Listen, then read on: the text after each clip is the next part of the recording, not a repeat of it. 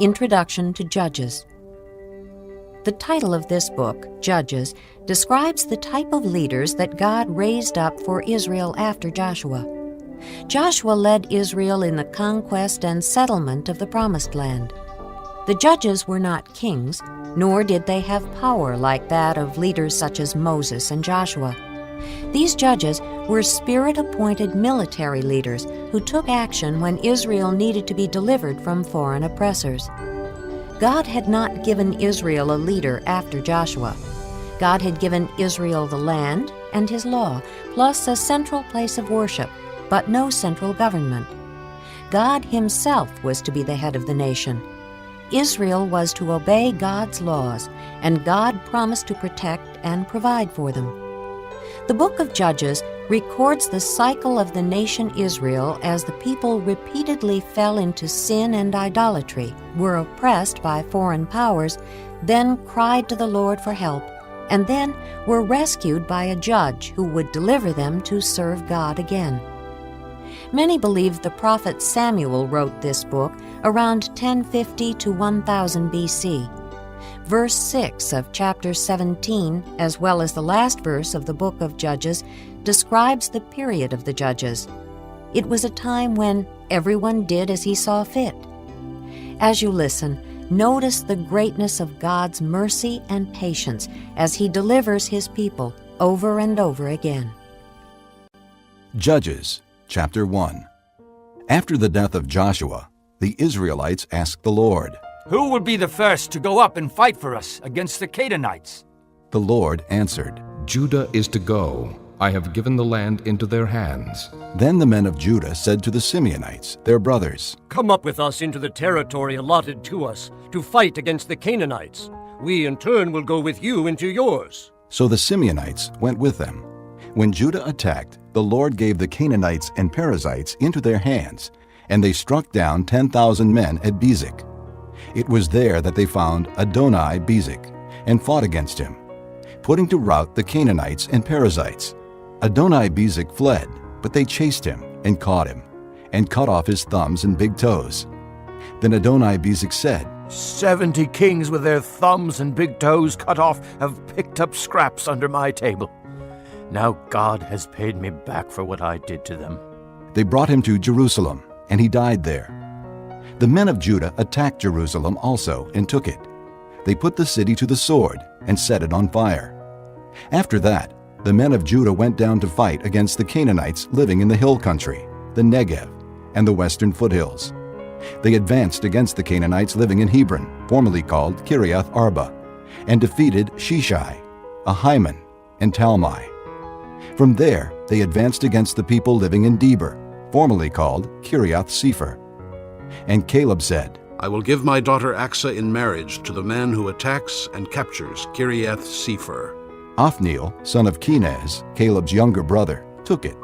So Caleb gave his daughter Achsah to him in marriage. One day, when she came to Othniel, she urged him to ask her father for a field. When she got off her donkey, Caleb asked her, What can I do for you? She replied, Do me a special favor. Since you have given me land in the Negev, give me also springs of water. Then Caleb gave her the upper and lower springs. The descendants of Moses' father-in-law, the Kenite, went up from the city of palms with the men of Judah to live among the people of the desert of Judah in the Negev near Arad. Then the men of Judah went with the Simeonites, their brothers, and attacked the Canaanites living in Zephath, and they totally destroyed the city. Therefore it was called Hormah. The men of Judah also took Gaza, Ashkelon, and Ekron, each city with its territory. The Lord was with the men of Judah. They took possession of the hill country, but they were unable to drive the people from the plains because they had iron chariots. As Moses had promised, Hebron was given to Caleb, who drove from it the 3 sons of Anak. The Benjamites, however, failed to dislodge the Jebusites, who were living in Jerusalem. To this day, the Jebusites live there with the Benjamites. Now the house of Joseph attacked Bethel, and the Lord was with them. When they sent men to spy out Bethel, formerly called Luz, the spies saw a man coming out of the city, and they said to him, Show us how to get into the city, and we will see that you are treated well. So he showed them, and they put the city to the sword, but spared the man and his whole family. He then went to the land of the Hittites, where he built a city and called it Luz, which is its name to this day. But Manasseh did not drive out the people of Beth-shan, or Taanach, or Dor, or Ibleam, or Megiddo, and their surrounding settlements. For the Canaanites were determined to live in that land. When Israel became strong, they pressed the Canaanites into forced labor, but never drove them out completely. Nor did Ephraim drive out the Canaanites living in Gezer, but the Canaanites continued to live there among them. Neither did Zebulun drive out the Canaanites living in Kitron, or Nahalal, who remained among them. But they did subject them to forced labor. Nor did Asher drive out those living in Akko, or Sidon, or Alab, or Aksib, or Helba, or Aphek, or Rehob. And because of this, the people of Asher lived among the Canaanite inhabitants of the land. Neither did Naphtali drive out those living in Beth-Shemesh, or Beth-Anath. But the Naphtalites too lived among the Canaanite inhabitants of the land, and those living in Beth-Shemesh and Beth-Anath became forced laborers for them. The Amorites confined the Danites to the hill country, not allowing them to come down into the plain. And the Amorites were determined also to hold out in Mount Heriz, Ajalon, and Shealbim. But when the power of the house of Joseph increased, they too were pressed into forced labor. The boundary of the Amorites was from Scorpion Pass to Selah and beyond. Chapter 2. The angel of the Lord went up from Gilgal to Bochim and said, I brought you up out of Egypt and led you into the land that I swore to give to your forefathers. I said, I will never break my covenant with you, and you shall not make a covenant with the people of this land, but you shall break down their altars. Yet you have disobeyed me. Why have you done this? Now therefore I tell you that I will not drive them out before you. They will be thorns in your sides, and their gods will be a snare to you. When the angel of the Lord had spoken these things to all the Israelites, the people wept aloud, and they called that place Bochim. There they offered sacrifices to the Lord. After Joshua had dismissed the Israelites, they went to take possession of the land, each to his own inheritance. The people served the Lord throughout the lifetime of Joshua and of the elders who outlived him and who had seen all the great things the Lord had done for Israel.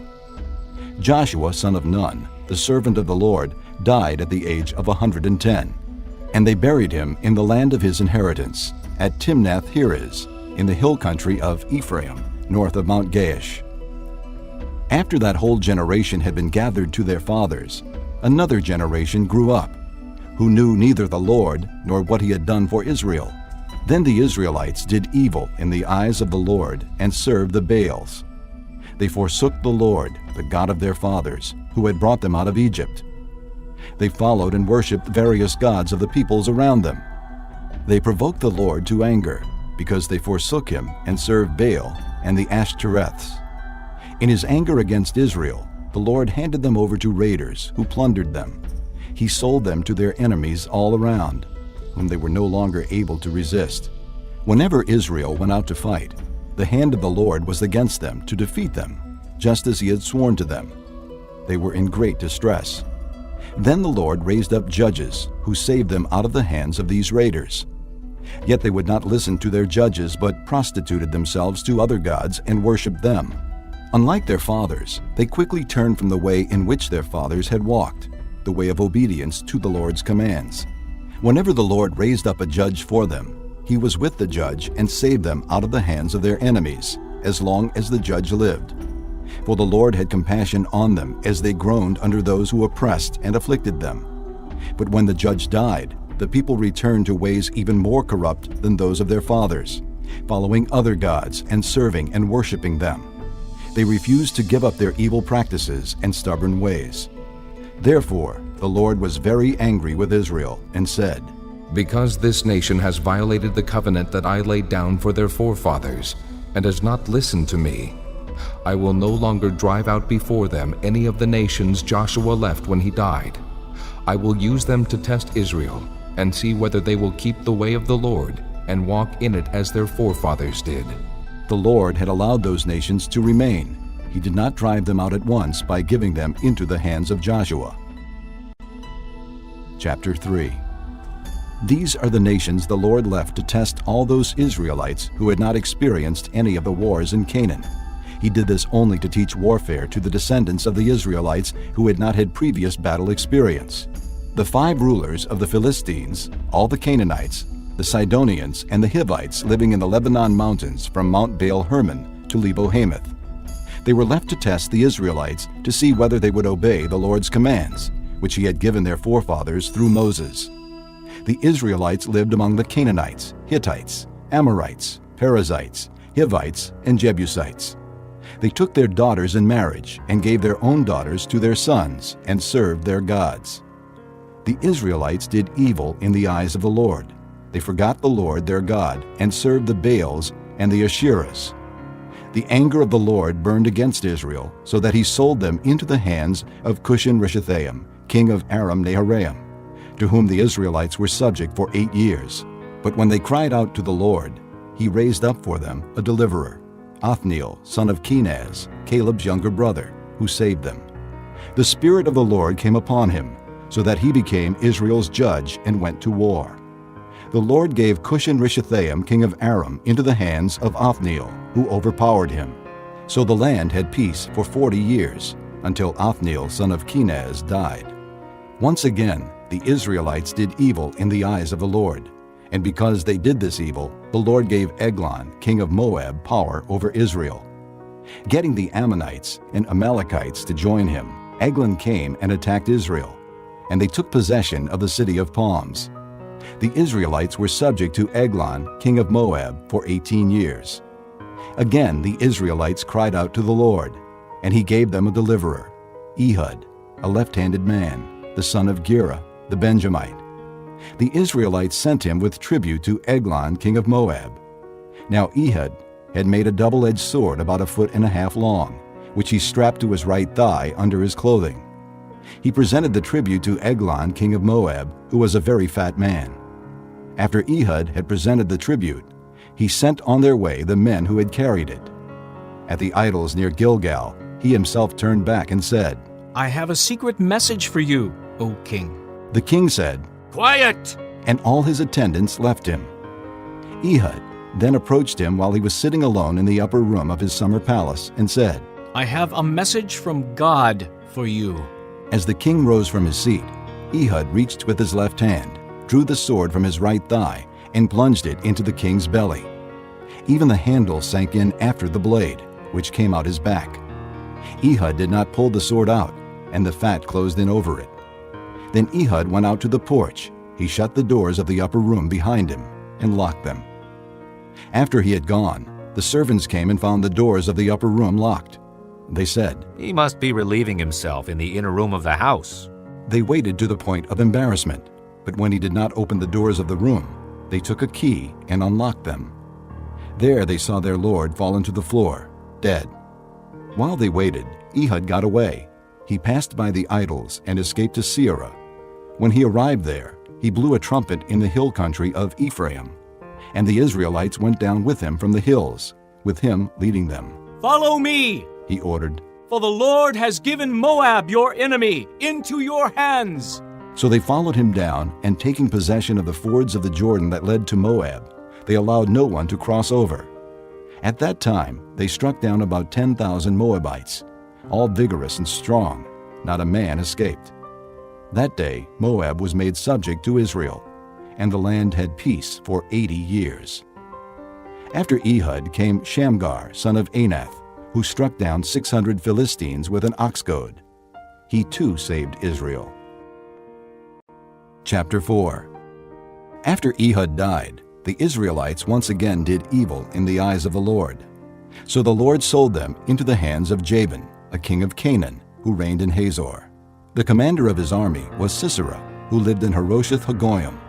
Because he had 900 iron chariots and had cruelly oppressed the Israelites for 20 years, they cried to the Lord for help. Deborah, a prophetess, the wife of Lapidoth, was leading Israel at that time.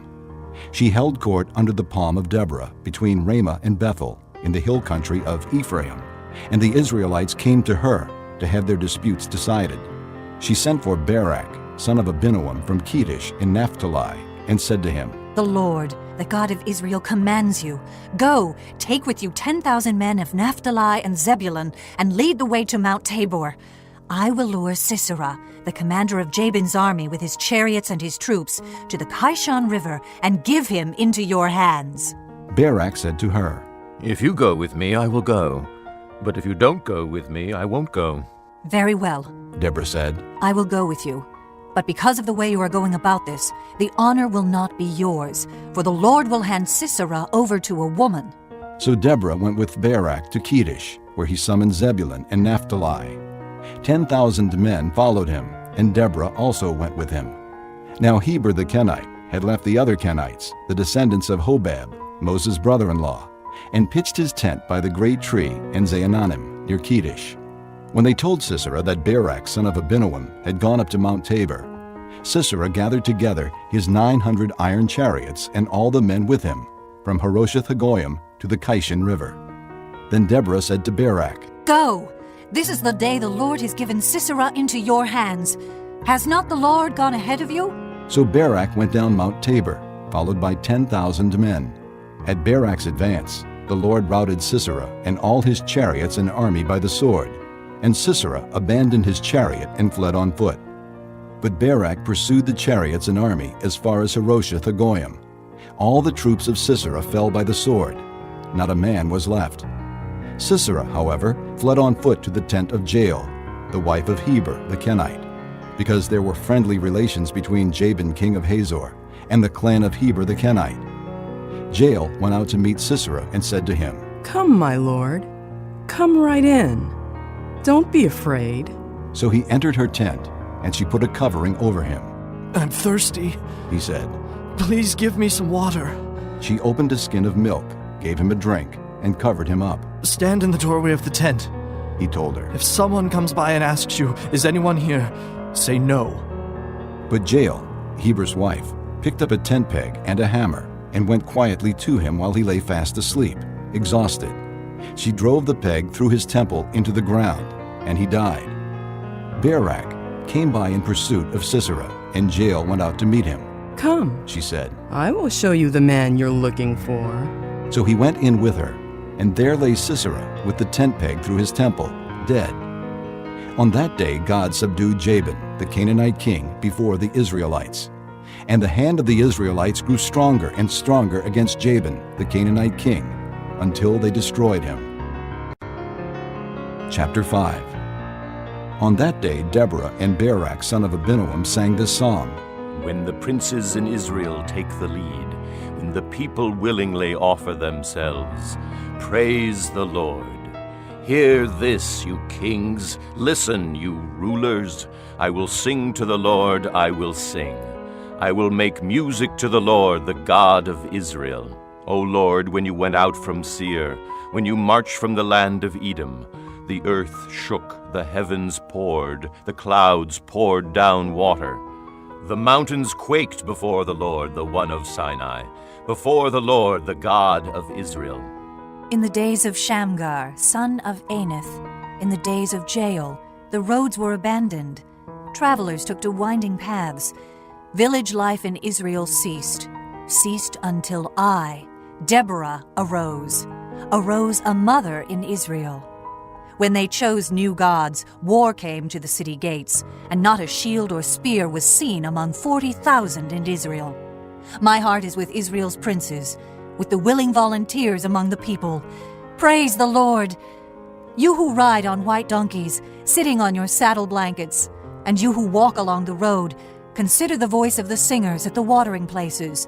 They recite the righteous acts of the Lord, the righteous acts of his warriors in Israel. Then the people of the Lord went down to the city gates. Wake up, Deborah. Wake up, break out in song. Arise, O Barak. Take captive your captives, O son of Abinoam. Then the men who were left came down to the nobles. The people of the Lord came to me with the mighty. Some came from Ephraim, whose roots were in Amalek. Benjamin was with the people who followed you. From Makir captains came down, from Zebulun those who bear a commander's staff. The princes of Issachar were with Deborah. Yes, Issachar was with Barak, rushing after him into the valley. In the districts of Reuben there was much searching of heart.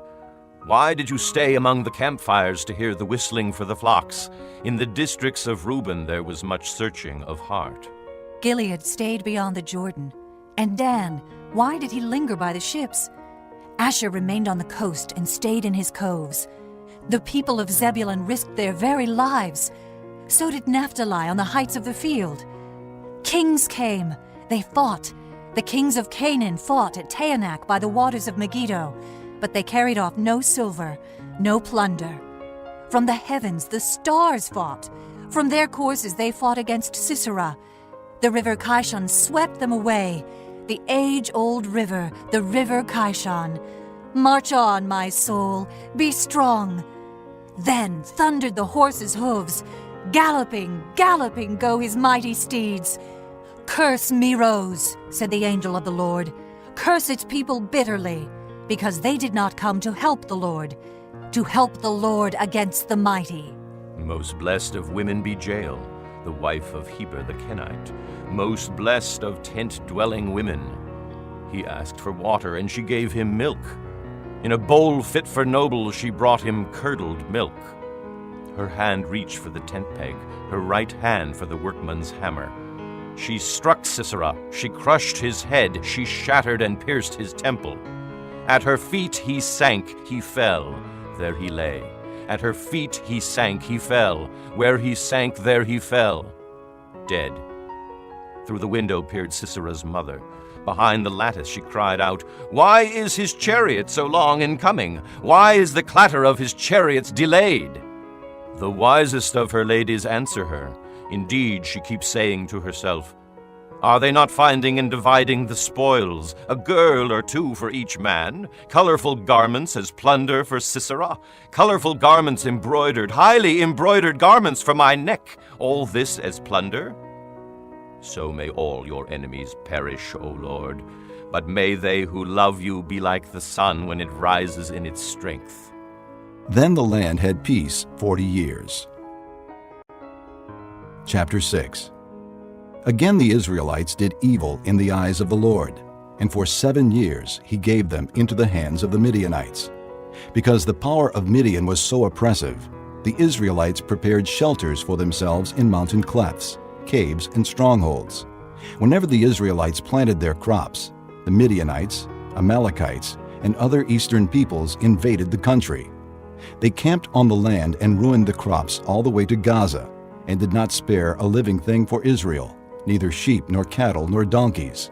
They came up with their livestock in their tents like swarms of locusts.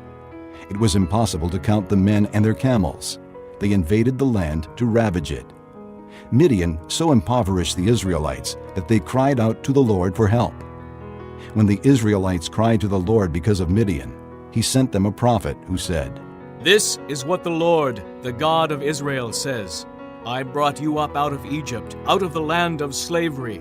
I snatched you from the power of Egypt and from the hand of all your oppressors. I drove them from before you and gave you their land. I said to you, I am the Lord your God. Do not worship the gods of the Amorites in whose land you live. But you have not listened to me." The angel of the Lord came and sat down under the oak in Ophrah that belonged to Joash the Abiezrite, where his son Gideon was threshing wheat in a winepress to keep it from the Midianites. When the angel of the Lord appeared to Gideon, he said, "The Lord is with you, mighty warrior." "But sir," Gideon replied, "if the Lord is with us, why has all this happened to us? Where are all his wonders that our fathers told us about when they said, 'Did not the Lord bring us up out of Egypt?' But now the Lord has abandoned us and put us into the hand of Midian." The Lord turned to him and said, "Go in the strength you have, and save Israel out of Midian's hand. Am I not sending you?" "But Lord," Gideon asked, "how can I save Israel? My clan is the weakest in Manasseh, and I am the least in my family." The Lord answered, "I will be with you, and you will strike down all the Midianites together." Gideon replied, "If now I have found favor in your eyes, give me a sign that it is really you talking to me. Please do not go away until I come back and bring my offering and set it before you." And the Lord said, I will wait until you return. Gideon went in, prepared a young goat, and from an ephah of flour he made bread without yeast. Putting the meat in a basket and its broth in a pot, he brought them out and offered them to him under the oak. The angel of God said to him, Take the meat and the unleavened bread, place them on this rock, and pour out the broth. And Gideon did so. With the tip of the staff that was in his hand, the angel of the Lord touched the meat and the unleavened bread. Fire flared from the rock, consuming the meat and the bread, and the angel of the Lord disappeared.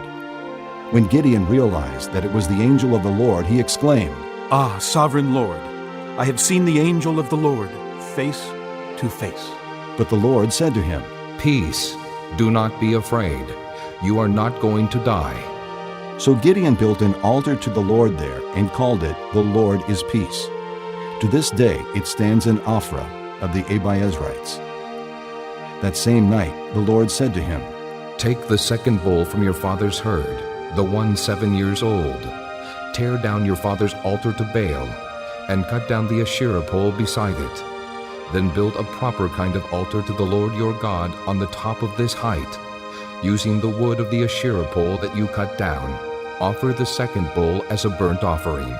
So Gideon took 10 of his servants and did as the Lord told him. But because he was afraid of his family and the men of the town, he did it at night rather than in the daytime. In the morning when the men of the town got up, there was Baal's altar, demolished, with the Asherah pole beside it cut down, and the second bull sacrificed on the newly built altar. They asked each other, Who did this? When they carefully investigated, they were told, Gideon, son of Joash, did it. The men of the town demanded of Joash, Bring out your son. He must die, because he has broken down Baal's altar and cut down the Asherah pole beside it. But Joash replied to the hostile crowd around him, Are you going to plead Baal's cause? Are you trying to save him? Whoever fights for him shall be put to death by morning. If Baal really is a god, he can defend himself when someone breaks down his altar. So that day they called Gideon Jerubbaal, saying, Let Baal contend with him, because he broke down Baal's altar. Now all the Midianites, Amalekites, and other eastern peoples joined forces and crossed over the Jordan and camped in the valley of Jezreel. Then the Spirit of the Lord came upon Gideon, and he blew a trumpet, summoning the Abiezrites to follow him. He sent messengers throughout Manasseh, calling them to arms, and also into Asher, Zebulun, and Naphtali, so that they too went up to meet them. Gideon said to God, If you will save Israel by my hand as you have promised, look, I will place a wool fleece on the threshing floor. If there is dew only on the fleece and all the ground is dry, then I will know that you will save Israel by my hand as you said. And that is what happened. Gideon rose early the next day.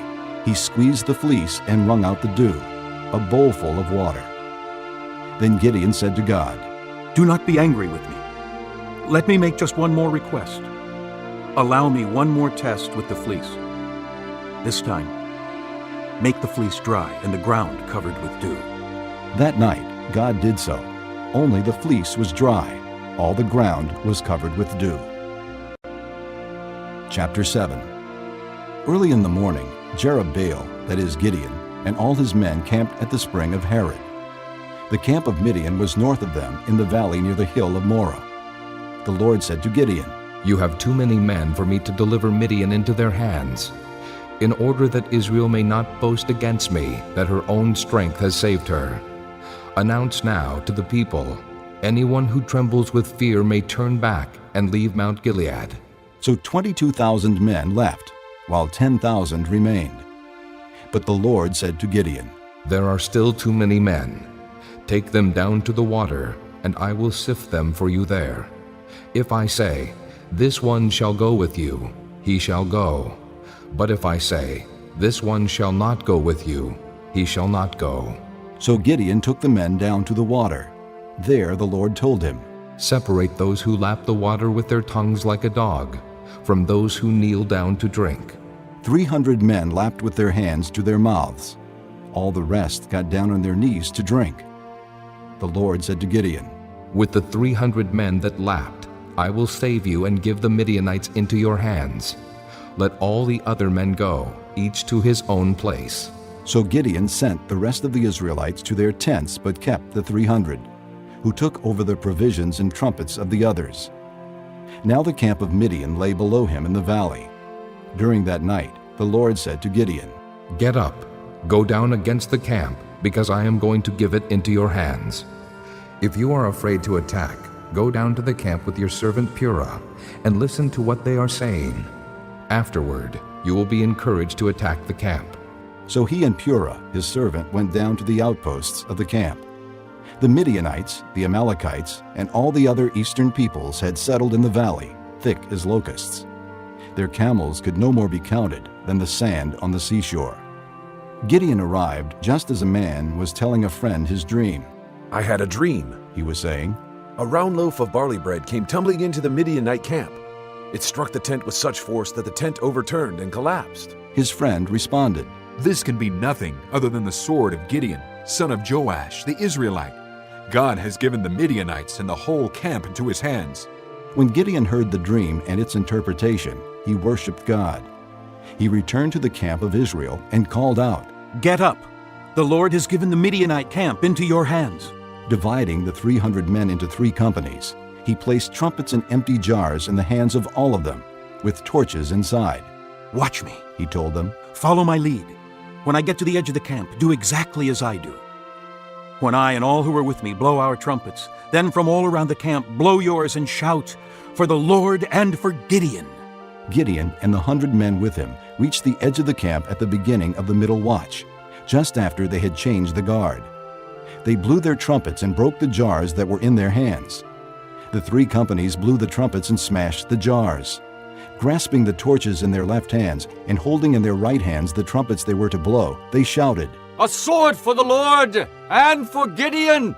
While each man held his position around the camp, all the Midianites ran, crying out as they fled.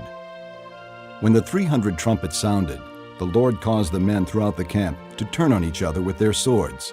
The army fled to Beth-shittah, toward Zererah, as far as the border of Abel-Mahalah, near Tabbath. Israelites from Naphtali, Asher, and all Manasseh were called out, and they pursued the Midianites. Gideon sent messengers throughout the hill country of Ephraim, saying, "Come down against the Midianites, and seize the waters of the Jordan ahead of them, as far as Beth-barah." So all the men of Ephraim were called out, and they took the waters of the Jordan as far as Beth-barah. They also captured 2 of the Midianite leaders, Oreb and Zeeb.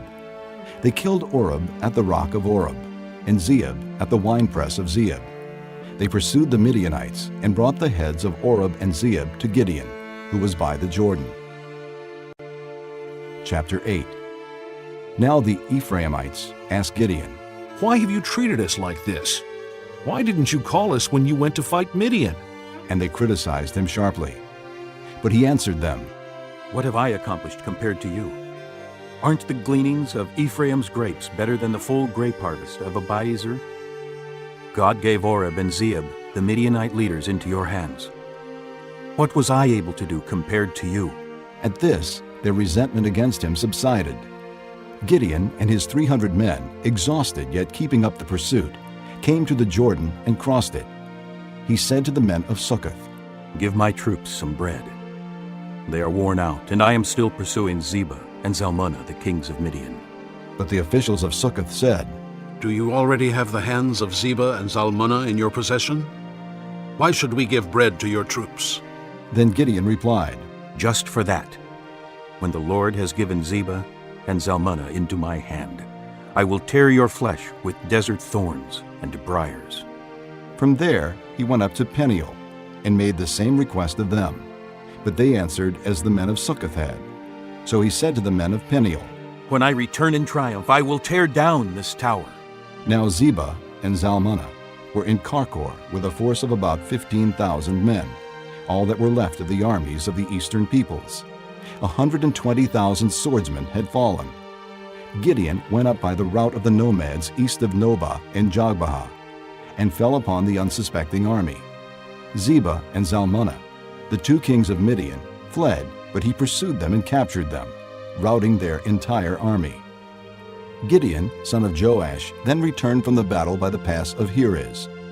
he caught a young man of Succoth and questioned him. And the young man wrote down for him the names of the 77 officials of Succoth, the elders of the town. Then Gideon came and said to the men of Succoth, "Here are Zebah and Zalmunna, about whom you taunted me by saying, 'Do you already have the hands of Zebah and Zalmunna in your possession? Why should we give bread to your exhausted men?'" He took the elders of the town and taught the men of Succoth a lesson by punishing them with desert thorns and briars. He also pulled down the tower of Peniel and killed the men of the town. Then he asked Zebah and Zalmunna, "What kind of men did you kill at Tabor?" "Men like you," they answered, "each one with the bearing of a prince."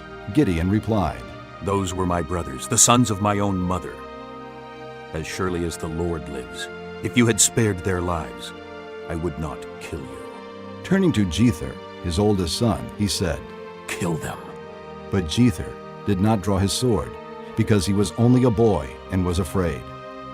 Zebah and Zalmunna said, "Come, do it yourself. As is the man, so is his strength." So Gideon stepped forward and killed them, and took the ornaments off their camels' necks. The Israelites said to Gideon, "Rule over us, you, your son, and your grandson, because you have saved us out of the hand of Midian." But Gideon told them, "I will not rule over you, nor will my son rule over you. The Lord will rule over you." And he said, "I do have one request, that each of you give me an earring from your share of the plunder." It was the custom of the Ishmaelites to wear gold earrings. They answered, "We'll be glad to give them." So they spread out a garment, and each man threw a ring from his plunder onto it. The weight of the gold rings he asked for came to 1,700 shekels, not counting the ornaments, the pendants, and the purple garments worn by the kings of Midian, or the chains that were on their camels' necks. Gideon made the gold into an ephod, which he placed in Ophrah, his town. All Israel prostituted themselves by worshiping it there, and it became a snare to Gideon and his family. Thus Midian was subdued before the Israelites and did not raise its head again. During Gideon's lifetime, the land enjoyed peace 40 years. Jerubbaal, son of Joash, went back home to live. He had 70 sons of his own, for he had many wives. His concubine, who lived in Shechem, also bore him a son, whom he named Abimelech. Gideon, son of Joash, died at a good old age, and was buried in the tomb of his father Joash in Ophrah of the Abiezrites. No sooner had Gideon died than the Israelites again prostituted themselves to the Baals. They set up Baal-berith as their god, and did not remember the Lord their God, who had rescued them from the hands of all their enemies on every side. They also failed to show kindness to the family of Jerubbaal, that is Gideon, for all the good things he had done for them. Chapter 9. Abimelech, son of Jerubbaal, went to his mother's brothers in Shechem, and said to them and to all his mother's clan, "Ask all the citizens of Shechem, which is better for you, to have all 70 of Jerubbaal's sons rule over you, or just one man? Remember, I am your flesh and blood." When the brothers repeated all this to the citizens of Shechem, they were inclined to follow Abimelech, for they said, "He is our brother." They gave him 70 shekels of silver from the temple of Baal-berith, and Abimelech used it to hire reckless adventurers who became his followers. He went to his father's home in Ophrah, and on one stone murdered his 70 brothers, the sons of Jerubbaal. But Jotham, the youngest son of Jerubbaal, escaped by hiding. Then all the citizens of Shechem and Beth Millo gathered beside the great tree at the pillar in Shechem to crown Abimelech king. When Jotham was told about this, he climbed up on the top of Mount Gerizim and shouted to them, "Listen to me, citizens of Shechem, so that God may listen to you. One day the trees went out to anoint a king for themselves. They said to the olive tree, 'Be our king.' But the olive tree answered, 'Should I give up my oil by which both gods and men are honored to hold sway over the trees?' Next, the trees said to the fig tree, 'Come and be our king.' But the fig tree replied, 'Should I give up my fruit, so good and sweet, to hold sway over the trees?' Then the trees said to the vine, 'Come and be our king.' But the vine answered, 'Should I give up my wine, which cheers both gods and men, to hold sway over the trees?' Finally, all the trees said to the thorn bush, "Come and be our king." The thorn bush said to the trees, "If you really want to anoint me king over you, come and take refuge in my shade. But if not, then let fire come out of the thorn bush and consume the cedars of Lebanon. Now if you have acted honorably and in good faith when you made Abimelech king, and if you have been fair to Jerubbaal and his family, and if you have treated him as he deserves, and to think that my father fought for you, risked his life to rescue you from the hand of Midian, but today you have revolted against my father's family, murdered his 70 sons on a single stone, and made Abimelech, the son of his slave girl, king over the citizens of Shechem because he is your brother. If then you have acted honorably and in good faith toward Jerubbaal and his family today, may Abimelech be your joy, and may you be his too.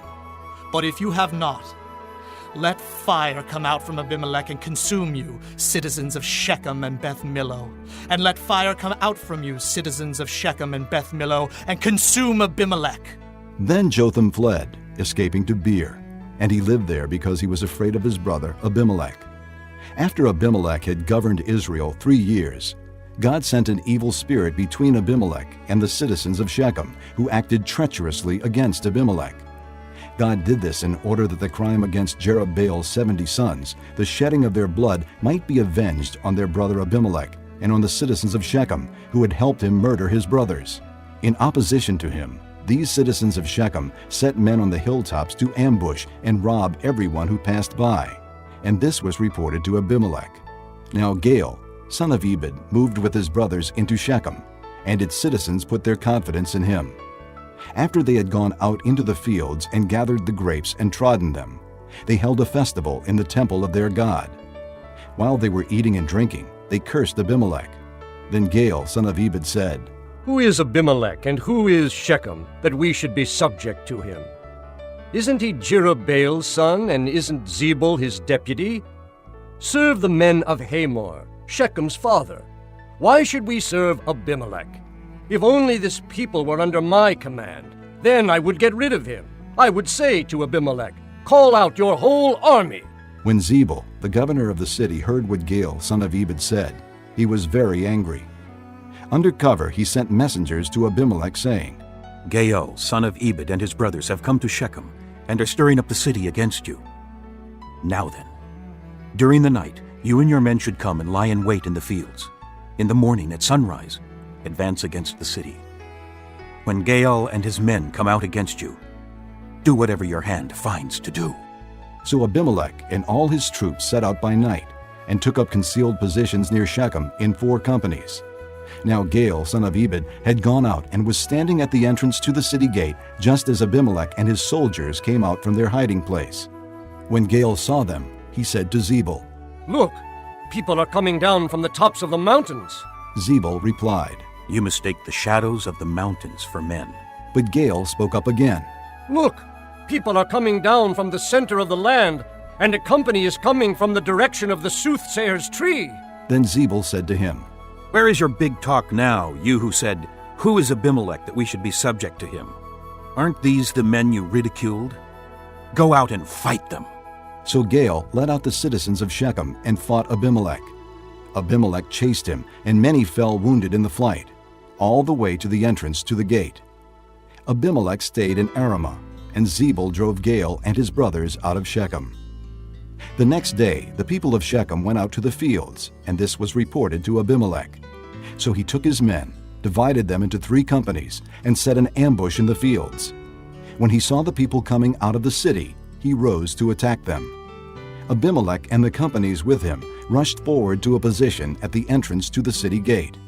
Then 2 companies rushed upon those in the fields and struck them down.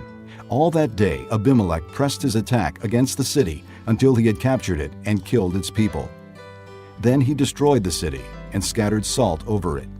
On hearing this, the citizens in the tower of Shechem went into the stronghold of the temple of El-Berith. When Abimelech heard that they had assembled there, he and all his men went up Mount Zalmon. He took an axe and cut off some branches, which he lifted to his shoulders. He ordered the men with him, "Quick, do what you have seen me do." So all the men cut branches and followed Abimelech. They piled them against the stronghold and set it on fire over the people inside. So all the people in the tower of Shechem, about 1,000 men and women, also died. Next, Abimelech went to Thebez and besieged it and captured it. Inside the city, however, was a strong tower, to which all the men and women, all the people of the city, fled. They locked themselves in and climbed up on the tower roof. Abimelech went to the tower and stormed it. But as he approached the entrance to the tower to set it on fire, a woman dropped an upper millstone on his head and cracked his skull. Hurriedly, he called to his armor-bearer, "Draw your sword and kill me, so that they can't say, 'A woman killed him.'" So his servant ran him through, and he died. When the Israelites saw that Abimelech was dead, they went home. Thus God repaid the wickedness that Abimelech had done to his father by murdering his 70 brothers. God also made the men of Shechem pay for all their wickedness.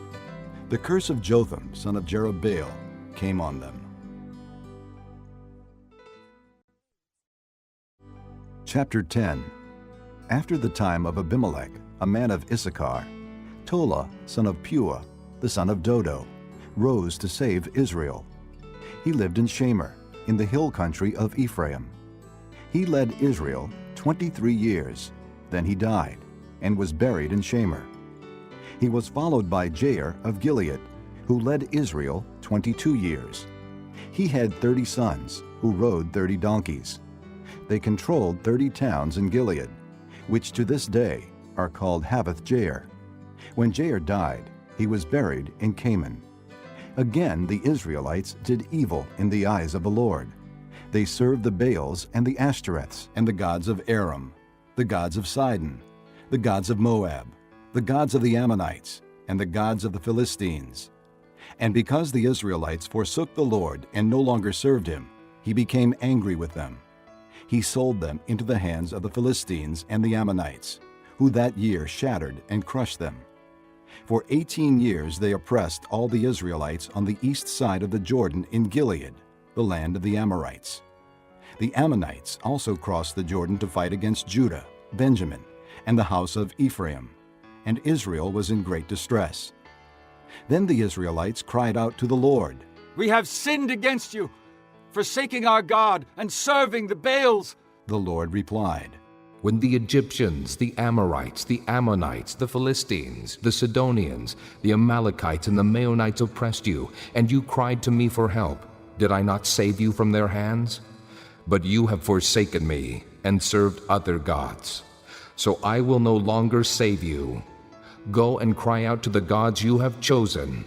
Let them save you when you are in trouble." But the Israelites said to the Lord, "We have sinned. Do with us whatever you think best, but please rescue us now." Then they got rid of the foreign gods among them and served the Lord, and he could bear Israel's misery no longer.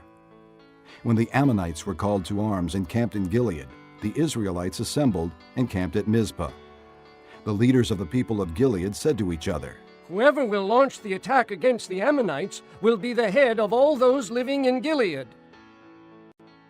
Chapter 11. Jephthah, the Gileadite, was a mighty warrior. His father was Gilead. His mother was a prostitute. Gilead's wife also bore him sons, and when they were grown up, they drove Jephthah away. "You are not going to get any inheritance in our family," they said, "because you are the son of another woman." So Jephthah fled from his brothers and settled in the land of Tob, where a group of adventurers gathered around him and followed him. Sometime later, when the Ammonites made war on Israel, the elders of Gilead went to get Jephthah from the land of Tob. "Come," they said, "be our commander, so we can fight the Ammonites." Jephthah said to them, "Didn't you hate me and drive me from my father's house? Why do you come to me now when you're in trouble?" The elders of Gilead said to him, "Nevertheless, we are turning to you now. Come with us to fight the Ammonites, and you will be our head over all who live in Gilead." Jephthah answered, "Suppose you take me back to fight the Ammonites, and the Lord gives them to me. Will I really be your head?" The elders of Gilead replied, "The Lord is our witness. We will certainly do as you say." So Jephthah went with the elders of Gilead, and the people made him head and commander over them. And he repeated all his words before the Lord in Mizpah. Then Jephthah sent messengers to the Ammonite king with the question, "What do you have against us that you have attacked our country?" The king of the Ammonites answered Jephthah's messengers, When Israel came up out of Egypt, they took away my land from the Arnon to the Jabbok, all the way to the Jordan. Now give it back peaceably. Jephthah sent back messengers to the Ammonite king, saying, This is what Jephthah says. Israel did not take the land of Moab or the land of the Ammonites. But when they came up out of Egypt, Israel went through the desert to the Red Sea and on to Kadesh.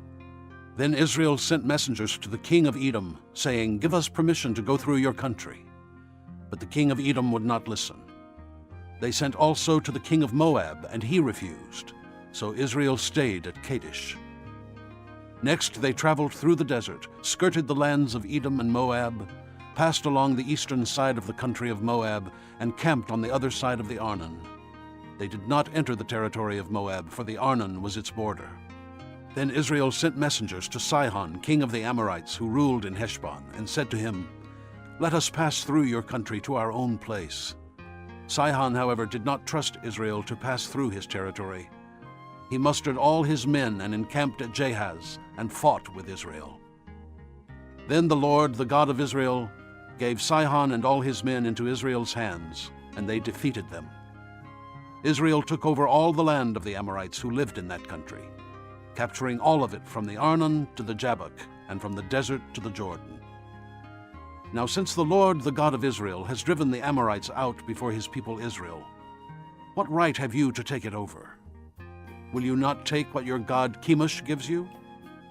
Likewise, whatever the Lord our God has given us, we will possess. Are you better than Balak, son of Zippor, king of Moab? Did he ever quarrel with Israel or fight with them? For 300 years Israel occupied Heshbon, Aroer, the surrounding settlements, and all the towns along the Arnon. Why didn't you retake them during that time? I have not wronged you, but you are doing me wrong by waging war against me. Let the Lord, the judge, decide the dispute this day between the Israelites and the Ammonites. The king of Ammon, however, paid no attention to the message Jephthah sent him. Then the Spirit of the Lord came upon Jephthah. He crossed Gilead and Manasseh, passed through Mizpah of Gilead, and from there he advanced against the Ammonites. And Jephthah made a vow to the Lord. If you give the Ammonites into my hands, whatever comes out of the door of my house to meet me when I return in triumph from the Ammonites will be the Lord's, and I will sacrifice it as a burnt offering. Then Jephthah went over to fight the Ammonites, and the Lord gave them into his hands. He devastated 20 towns from Aroer to the vicinity of Minnith, as far as Abel-keramim. Thus Israel subdued Ammon. When Jephthah returned to his home in Mizpah, who should come out to meet him but his daughter, dancing to the sound of tambourines? She was an only child. Except for her, he had neither son nor daughter.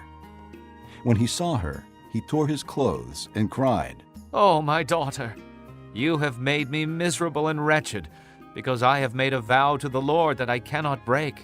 My father, she replied, you have given your word to the Lord. Do to me just as you promised, now that the Lord has avenged you of your enemies, the Ammonites. But grant me this one request, she said. Give me 2 months to roam the hills and weep with my friends, because I will never marry. You may go, he said. And he let her go for 2 months. She and the girls went into the hills and wept because she would never marry. After the 2 months, she returned to her father, and he did to her as he had vowed. And she was a virgin. From this comes the Israelite custom that each year the young women of Israel go out for 4 days to commemorate the daughter of Jephthah the Gileadite. Chapter 12. The men of Ephraim called out their forces, crossed over to Zaphon, and said to Jephthah, Why did you go to fight the Ammonites without calling us to go with you? We're going to burn down your house over your head. Jephthah answered, I and my people were engaged in a great struggle with the Ammonites, and although I called, you didn't save me out of their hands. When I saw that you wouldn't help, I took my life in my hands and crossed over to fight the Ammonites, and the Lord gave me the victory over them. Now, why have you come up today to fight me? Jephthah then called together the men of Gilead and fought against Ephraim. The Gileadites struck them down because the Ephraimites had said, "You Gileadites are renegades from Ephraim and Manasseh." The Gileadites captured the fords of the Jordan leading to Ephraim, and whenever a survivor of Ephraim said, "Let me cross over," the men of Gilead asked him, "Are you an Ephraimite?" If he replied, "No," they said, "All right, say Shibboleth." If he said, "Sibboleth," because he could not pronounce the word correctly, they seized him and killed him at the fords of the Jordan. 42,000 Ephraimites were killed at that time. Jephthah led Israel 6 years. Then Jephthah the Gileadite died and was buried in a town in Gilead. After him, Ibzan of Bethlehem led Israel. He had 30 sons and 30 daughters. He gave his daughters away in marriage to those outside his clan, and for his sons he brought in 30 young women as wives from outside his clan. Ibzan led Israel 7 years. Then Ibzan died and was buried in Bethlehem. After him, Elon the Zebulunite led Israel 10 years. Then Elon died and was buried in Ajalon in the land of Zebulun. After him, Abdon, son of Hillel, from Pirathon led Israel. He had 40 sons and 30 grandsons who rode on 70 donkeys. He led Israel 8 years. Then Abdon, son of Hillel, died and was buried at Pirathon in Ephraim, in the hill country of the Amalekites. Chapter 13. Again the Israelites did evil in the eyes of the Lord. So the Lord delivered them into the hands of the Philistines for 40 years. A certain man of Zorah named Manoah, from the clan of the Danites, had a wife who was sterile and remained childless. The angel of the Lord appeared to her and said, "You are sterile and childless, but you are going to conceive and have a son. Now see to it that you drink no wine or other fermented drink, and that you do not eat anything unclean, because you will conceive and give birth to a son. No razor may be used on his head, because the boy is to be a Nazirite, set apart to God from birth, and he will begin the deliverance of Israel from the hands of the Philistines." Then the woman went to her husband and told him, "A man of God came to me. He looked like an angel of God, very awesome. I didn't ask him where he came from, and he didn't tell me his name, but he said to me, 'You will conceive and give birth to a son. Now then, drink no wine or other fermented drink, and do not eat anything unclean, because the boy will be a Nazirite of God from birth until the day of his death.'" Then Manoah prayed to the Lord, "O Lord, I beg you, let the man of God you sent to us come again to teach us how to bring up the boy who is to be born." God heard Manoah, and the angel of God came again to the woman while she was out in the field. But her husband Manoah was not with her. The woman hurried to tell her husband. "He's here, the man who appeared to me the other day." Manoah got up and followed his wife. When he came to the man, he said, "Are you the one who talked to my wife?" "I am," he said. So Manoah asked him, "When your words are fulfilled, what is to be the rule for the boy's life and work?" The angel of the Lord answered, "Your wife must do all that I have told her. She must not eat anything that comes from the grapevine, nor drink any wine or other fermented drink, nor eat anything unclean. She must do everything I have commanded her." Manoah said to the angel of the Lord, "We would like you to stay until we prepare a young goat for you." The angel of the Lord replied, "Even though you detain me, I will not eat any of your food. But if you prepare a burnt offering, offer it to the Lord." Manoah did not realize that it was the angel of the Lord. Then Manoah inquired of the angel of the Lord, "What is your name, so that we may honor you when your word comes true?" He replied, "Why do you ask my name? It is beyond understanding." Then Manoah took a young goat, together with the grain offering, and sacrificed it on a rock to the Lord. And the Lord did an amazing thing while Manoah and his wife watched. As the flame blazed up from the altar toward heaven, the angel of the Lord ascended in the flame. Seeing this, Manoah and his wife fell with their faces to the ground. When the angel of the Lord did not show himself again to Manoah and his wife, Manoah realized that it was the angel of the Lord. "We are doomed to die," he said to his wife. "We have seen God." But his wife answered, "If the Lord had meant to kill us, he would not have accepted a burnt offering and grain offering from our hands, nor shown us all these things, or now told us this."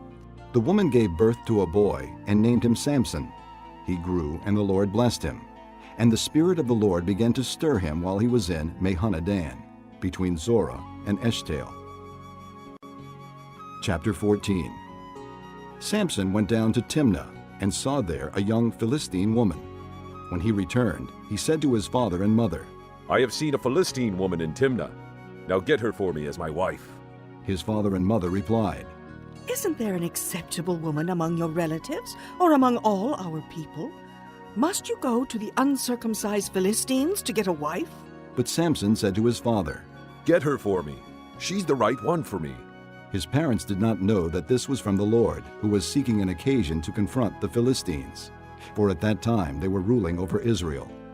Samson went down to Timnah together with his father and mother. As they approached the vineyards of Timnah, suddenly a young lion came roaring toward him. The Spirit of the Lord came upon him in power, so that he tore the lion apart with his bare hands, as he might have torn a young goat. But he told neither his father nor his mother what he had done. Then he went down and talked with the woman, and he liked her. Some time later, when he went back to marry her, he turned aside to look at the lion's carcass. In it was a swarm of bees and some honey, which he scooped out with his hands and ate as he went along. When he rejoined his parents, he gave them some, and they too ate it. But he did not tell them that he had taken the honey from the lion's carcass. Now his father went down to see the woman, and Samson made a feast there, as was customary for bridegrooms. When he appeared, he was given 30 companions. Let me tell you a riddle, Samson said to them. If you can give me the answer within the 7 days of the feast, I will give you 30 linen garments and 30 sets of clothes. If you can't tell me the answer, you must give me 30 linen garments and 30 sets of clothes. Tell us your riddle, they said. Let's hear it. He replied, Out of the eater, something to eat. Out of the strong, something sweet. For 3 days they could not give the answer. On the 4th day, they said to Samson's wife, Coax your husband into explaining the riddle for us, or we will burn you and your father's household to death.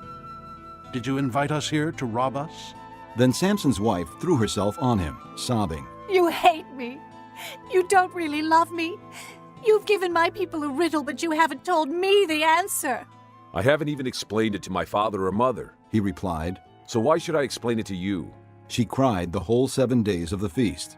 So on the 7th day he finally told her, because she continued to press him. She in turn explained the riddle to her people. Before sunset on the 7th day, the men of the town said to him, What is sweeter than honey? What is stronger than a lion? Samson said to them, If you had not plowed with my heifer, you would not have solved my riddle. Then the Spirit of the Lord came upon him in power.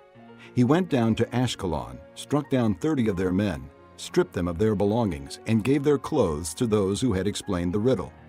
Burning with anger, he went up to his father's house, and Samson's wife was given to the friend who had attended him at his wedding. Chapter 15.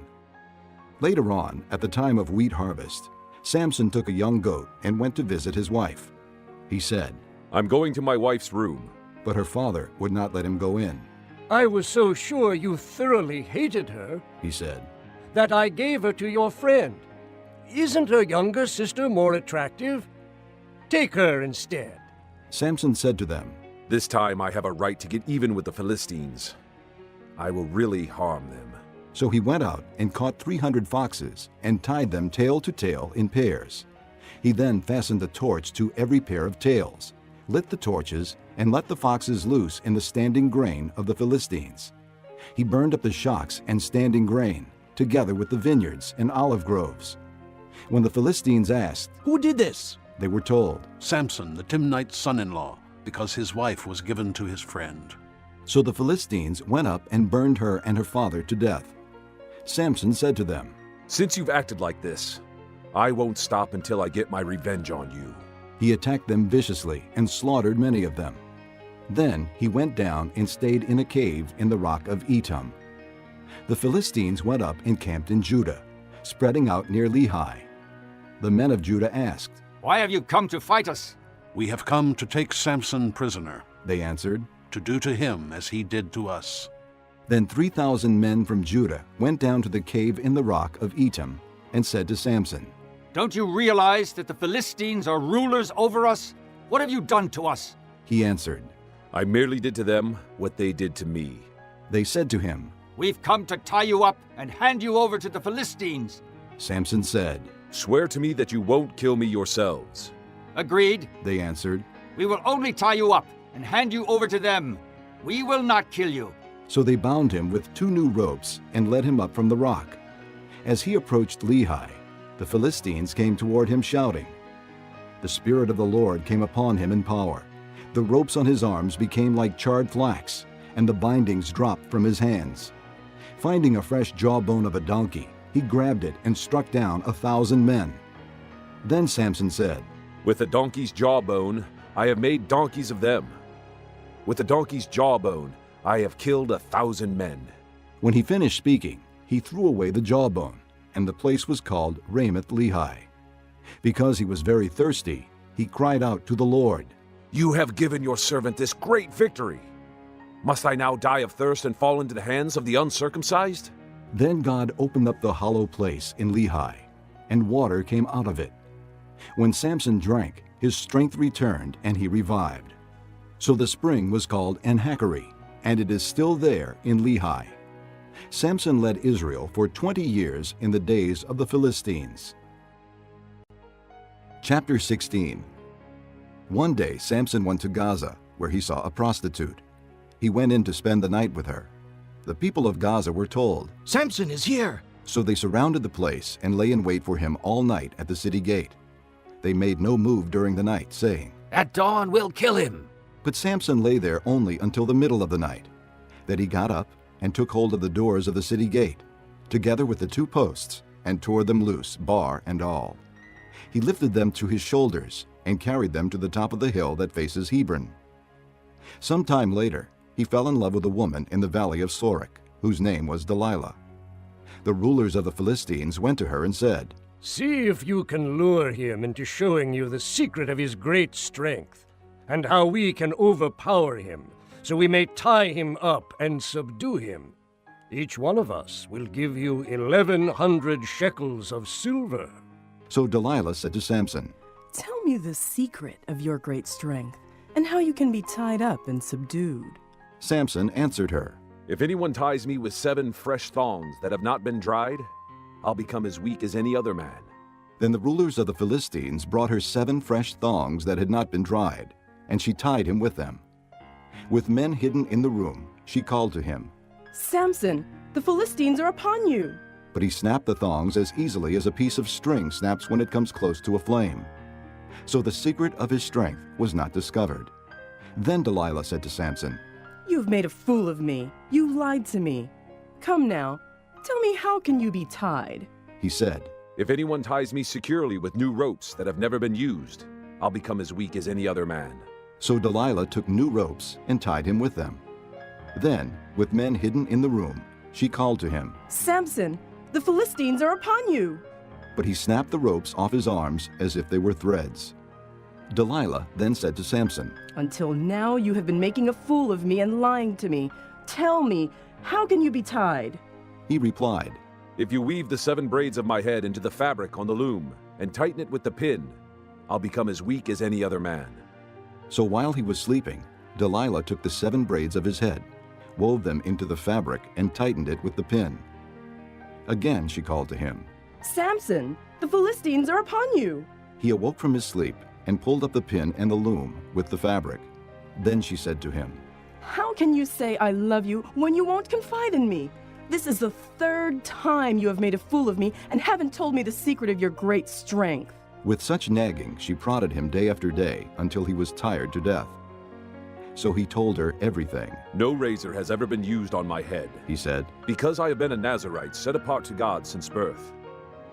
If my head were shaved, my strength would leave me, and I would become as weak as any other man.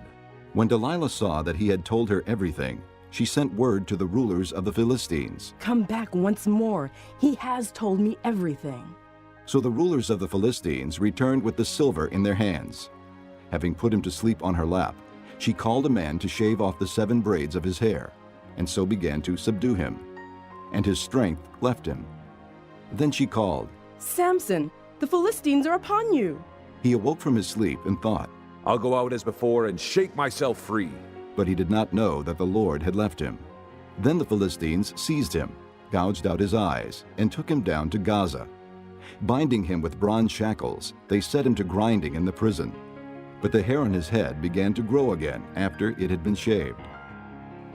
Now the rulers of the Philistines assembled to offer a great sacrifice to Dagon their god and to celebrate, saying, Our God has delivered Samson, our enemy, into our hands. When the people saw him, they praised their God, saying, Our God has delivered our enemy into our hands, the one who laid waste our land and multiplied our slain.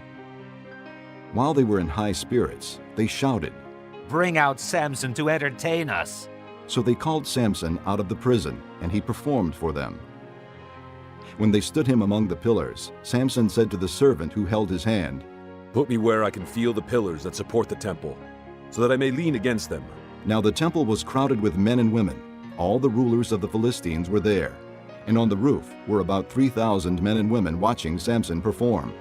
Then Samson prayed to the Lord, O sovereign Lord, remember me. O God, please strengthen me just once more, and let me with one blow get revenge on the Philistines for my 2 eyes. Then Samson reached toward the 2 central pillars on which the temple stood. Bracing himself against them, his right hand on the one and his left hand on the other, Samson said, Let me die with the Philistines. Then he pushed with all his might, and down came the temple on the rulers and all the people in it. Thus he killed many more when he died than while he lived. Then his brothers and his father's whole family went down to get him. They brought him back and buried him between Zorah and Eshtaol in the tomb of Manoah his father. He had led Israel 20 years. Chapter 17. Now a man named Micah from the hill country of Ephraim said to his mother, The 1,100 shekels of silver that were taken from you and about which I heard you utter a curse, I have that silver with me. I took it. Then his mother said, The Lord bless you, my son. When he returned the 1,100 shekels of silver to his mother, she said, I solemnly consecrate my silver to the Lord, for my son to make a carved image and to cast idol. I will give it back to you. So he returned the silver to his mother, and she took 200 shekels of silver and gave them to a silversmith, who made them into the image and the idol, and they were put in Micah's house. Now this man Micah had a shrine, and he made an ephod and some idols, and installed one of his sons as his priest. In those days Israel had no king. Everyone did as he saw fit. A young Levite from Bethlehem in Judah, who had been living within the clan of Judah, left that town in search of some other place to stay. On his way, he came to Micah's house in the hill country of Ephraim. Micah asked him, Where are you from? I'm a Levite from Bethlehem in Judah, he said, and I'm looking for a place to stay. Then Micah said to him, Live with me and be my father and priest, and I'll give you 10 shekels of silver a year, your clothes and your food. So the Levite agreed to live with him, and the young man was to him like one of his sons. Then Micah installed the Levite, and the young man became his priest and lived in his house. And Micah said, Now I know that the Lord will be good to me, since this Levite has become my priest. Chapter 18. In those days Israel had no king. And in those days the tribe of the Danites was seeking a place of their own where they might settle, because they had not yet come into an inheritance among the tribes of Israel. So the Danites sent 5 warriors from Zorah and Eshtaol to spy out the land and explore it. These men represented all their clans. They told them, Go, explore the land. The men entered the hill country of Ephraim and came to the house of Micah, where they spent the night. When they were near Micah's house, they recognized the voice of the young Levite. So they turned in there and asked him, Who brought you here? What are you doing in this place? Why are you here? He told them what Micah had done for him and said, He has hired me, and I am his priest. Then they said to him, Please inquire of God to learn whether our journey will be successful. The priest answered them, Go in peace. Your journey has the Lord's approval. So the 5 men left and came to Laish, where they saw that the people were living in safety, like the Sidonians, unsuspecting and secure. And since their land lacked nothing, they were prosperous. Also, they lived a long way from the Sidonians and had no relationship with anyone else. When they returned to Zorah and Eshtaol, their brothers asked them, How did you find things? They answered, Come on, let's attack them.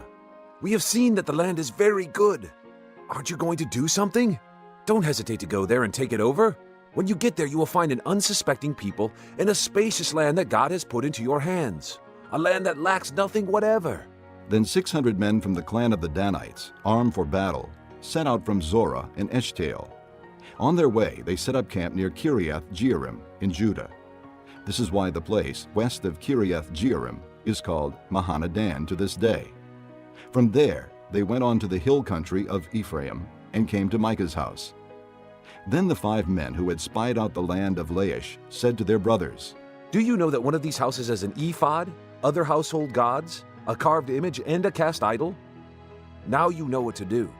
So they turned in there and went to the house of the young Levite at Micah's place and greeted him. The 600 Danites, armed for battle, stood at the entrance to the gate. The 5 men who had spied out the land went inside and took the carved image, the ephod, the other household gods, and the cast idol, while the priest and the 600 armed men stood at the entrance to the gate. When these men went into Micah's house and took the carved image, the ephod, the other household gods, and the cast idol, the priest said to them, What are you doing? They answered him, Be quiet. Don't say a word. Come with us and be our father and priest. Isn't it better that you serve a tribe and clan in Israel as priest, rather than just one man's household? Then the priest was glad. He took the ephod, the other household gods, and the carved image and went along with the people. Putting their little children, their livestock, and their possessions in front of them, they turned away and left. When they had gone some distance from Micah's house, the men who lived near Micah were called together and overtook the Danites. As they shouted after them, the Danites turned and said to Micah, What's the matter with you that you called out your men to fight? He replied, You took the gods I made and my priest and went away. What else do I have? How can you ask, What's the matter with you? The Danites answered, Don't argue with us, or some hot-tempered men will attack you, and you and your family will lose your lives. So the Danites went their way, and Micah, seeing that they were too strong for him, turned around and went back home. Then they took what Micah had made and his priest, and went on to Laish against a peaceful and unsuspecting people. They attacked them with the sword and burned down their city. There was no one to rescue them, because they lived a long way from Sidon and had no relationship with anyone else. The city was in a valley near Beth-Rehob.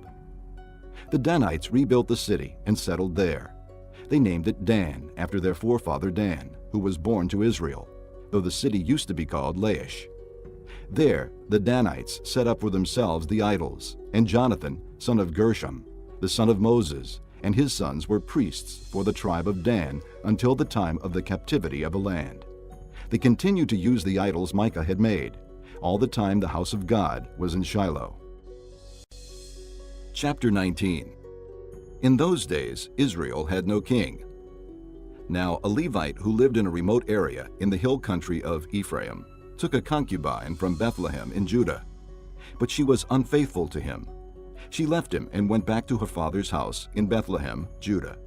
After she had been there 4 months, her husband went to her to persuade her to return. He had with him his servant and 2 donkeys. She took him into her father's house, and when her father saw him, he gladly welcomed him. His father-in-law, the girl's father, prevailed upon him to stay, so he remained with him 3 days, eating and drinking and sleeping there.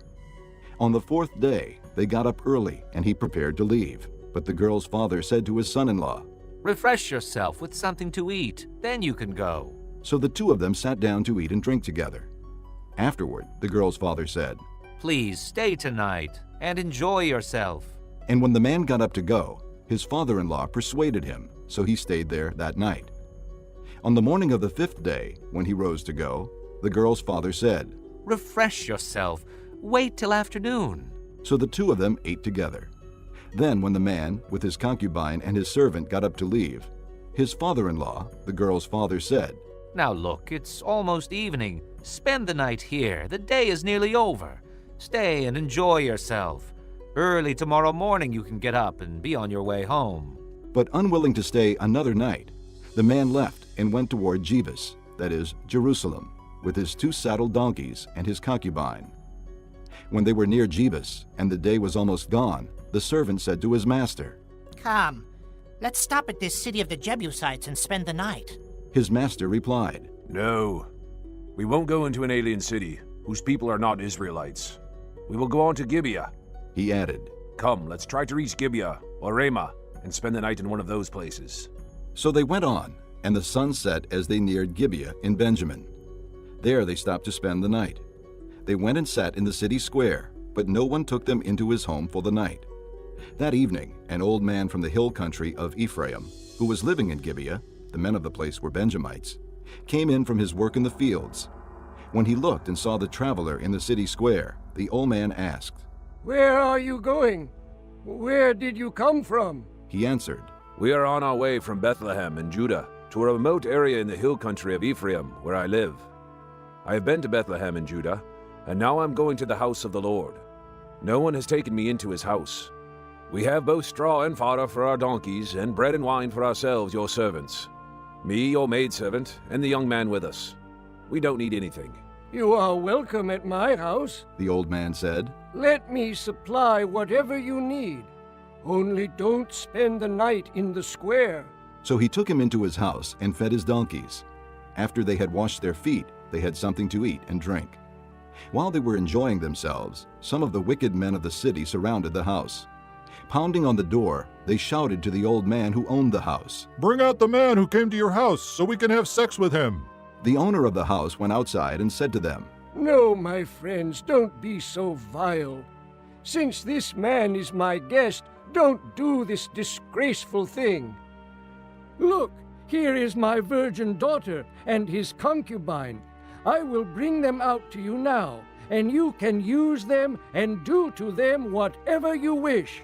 But to this man, don't do such a disgraceful thing." But the men would not listen to him. So the man took his concubine and sent her outside to them. And they raped her and abused her throughout the night. And at dawn they let her go. At daybreak the woman went back to the house where her master was staying, fell down at the door, and lay there until daylight. When her master got up in the morning and opened the door of the house and stepped out to continue on his way, there lay his concubine, fallen in the doorway of the house, with her hands on the threshold. He said to her, "Get up, let's go." But there was no answer. Then the man put her on his donkey and set out for home. When he reached home, he took a knife and cut up his concubine, limb by limb, into 12 parts, and sent them into all the areas of Israel. Everyone who saw it said, "Such a thing has never been seen or done, not since the day the Israelites came up out of Egypt. Think about it. Consider it. Tell us what to do." Chapter 20. Then all the Israelites from Dan to Beersheba and from the land of Gilead came out as one man and assembled before the Lord in Mizpah. The leaders of all the people of the tribes of Israel took their places in the assembly of the people of God, 400,000 soldiers armed with swords. The Benjamites heard that the Israelites had gone up to Mizpah. Then the Israelites said, "Tell us how this awful thing happened." So the Levite, the husband of the murdered woman, said, I and my concubine came to Gibeah in Benjamin to spend the night. During the night the men of Gibeah came after me and surrounded the house, intending to kill me. They raped my concubine, and she died. I took my concubine, cut her into pieces, and sent one piece to each region of Israel's inheritance, because they committed this lewd and disgraceful act in Israel. Now, all you Israelites, speak up and give your verdict. All the people rose as one man, saying, "None of us will go home. No, not one of us will return to his house. But now this is what we'll do to Gibeah. We'll go up against it as the lot directs. We'll take 10 men out of every 100 from all the tribes of Israel, and 100 from 1,000, and 1,000 from 10,000 to get provisions for the army. Then, when the army arrives at Gibeah in Benjamin, it can give them what they deserve for all this vileness done in Israel." So all the men of Israel got together and united as one man against the city. The tribes of Israel sent men throughout the tribe of Benjamin, saying, "What about this awful crime that was committed among you? Now surrender those wicked men of Gibeah so that we may put them to death and purge the evil from Israel." But the Benjamites would not listen to their fellow Israelites. From their towns they came together at Gibeah to fight against the Israelites. At once, the Benjamites mobilized 26,000 swordsmen from their towns, in addition to 700 chosen men from those living in Gibeah. Among all these soldiers, there were 700 chosen men who were left-handed, each of whom could sling a stone at a hair and not miss. Israel, apart from Benjamin, mustered 400,000 swordsmen, all of them fighting men. The Israelites went up to Bethel and inquired of God. They said, "Who of us shall go first to fight against the Benjamites?" The Lord replied, "Judah shall go first." The next morning the Israelites got up and pitched camp near Gibeah. The men of Israel went out to fight the Benjamites and took up battle positions against them at Gibeah. The Benjamites came out of Gibeah and cut down 22,000 Israelites on the battlefield that day. But the men of Israel encouraged one another and again took up their positions where they had stationed themselves the first day. The Israelites went up and wept before the Lord until evening, and they inquired of the Lord. They said, "Shall we go up again to battle against the Benjamites, our brothers?" The Lord answered, "Go up against them." Then the Israelites drew near to Benjamin the second day. This time, when the Benjamites came out from Gibeah to oppose them, they cut down another 18,000 Israelites, all of them armed with swords. Then the Israelites, all the people, went up to Bethel, and there they sat weeping before the Lord. They fasted that day until evening, and presented burnt offerings and fellowship offerings to the Lord. And the Israelites inquired of the Lord. In those days the ark of the covenant of God was there, with Phinehas, son of Eleazar, the son of Aaron, ministering before it. They asked, "Shall we go up again to battle with Benjamin, our brother, or not?" The Lord responded, "Go, for tomorrow I will give them into your hands." Then Israel set an ambush around Gibeah. They went up against the Benjamites on the third day and took up positions against Gibeah, as they had done before. The Benjamites came out to meet them and were drawn away from the city.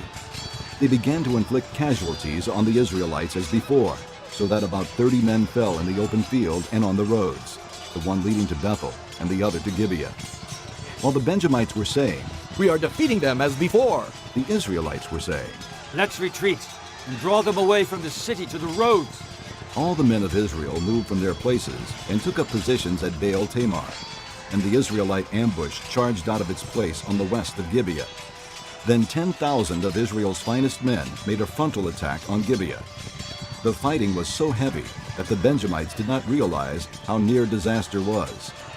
The Lord defeated Benjamin before Israel, and on that day the Israelites struck down 25,100 Benjamites, all armed with swords. Then the Benjamites saw that they were beaten. Now the men of Israel had given way before Benjamin, because they relied on the ambush they had set near Gibeah. The men who had been in ambush made a sudden dash into Gibeah, spread out, and put the whole city to the sword. The men of Israel had arranged with the ambush that they should send up a great cloud of smoke from the city, and then the men of Israel would turn in the battle.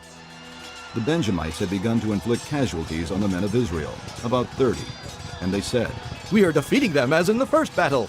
But when the column of smoke began to rise from the city, the Benjamites turned and saw the smoke of the whole city going up into the sky. Then the men of Israel turned on them, and the men of Benjamin were terrified, because they realized that disaster had come upon them. So they fled before the Israelites in the direction of the desert, but they could not escape the battle. And the men of Israel, who came out of the towns, cut them down there. They surrounded the Benjamites, chased them, and easily overran them in the vicinity of Gibeah on the east. 18,000 Benjamites fell, all of them valiant fighters. As they turned and fled toward the desert to the rock of Rimmon, the Israelites cut down 5,000 men along the roads. They kept pressing after the Benjamites as far as Gidom, and struck down 2,000 more. On that day, 25,000 Benjamite swordsmen fell, all of them valiant fighters. But 600 men turned and fled into the desert to the rock of Rimmon, where they stayed 4 months. The men of Israel went back to Benjamin and put all the towns to the sword, including the animals and everything else they found. All the towns they came across they set on fire. Chapter 21. The men of Israel had taken an oath at Mizpah.